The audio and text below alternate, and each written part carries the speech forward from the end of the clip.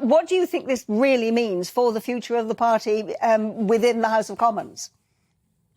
Well, I think what it shows is that people are getting much more savvy about tactical voting.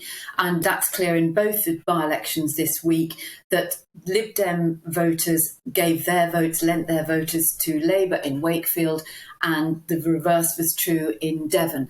So I think people have got much more aligned to the idea that they can use their votes. Whether or not that translates into general election terms remains to be seen.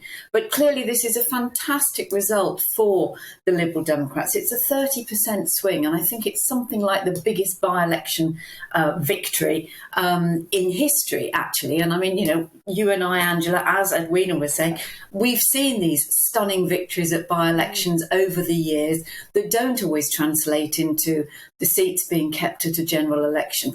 But it will have been a boost, a huge boost to Ed Davey and his party. And as you say, 3 by-election victories, and all of them safe Tory seats. Now, if this was to be replicated, you know, if you say 24,000, it's absolutely impossible. You could lose 6 cabinet ministers with majorities that are under 10,000. So the Tories do need to be worried. And I think what is interesting is that both Wakefield and and Devon, they were both Brexit supporting seats. Now, you know, the Lib Dems make absolutely no secret of the fact that they are Remainers. They were not pro-Brexit, but these are Brexit supporting seats who have given their votes to Labour and to the Liberal Democrats. And I think the issues, and Edwina Currie is right, you know, it is about the cost of living. But if you look at Tiverton and Honiton, a very rural constituency facing huge problems in agriculture, second homes, public transport, cost of living, a lack of labour for the tourism and agricultural industries.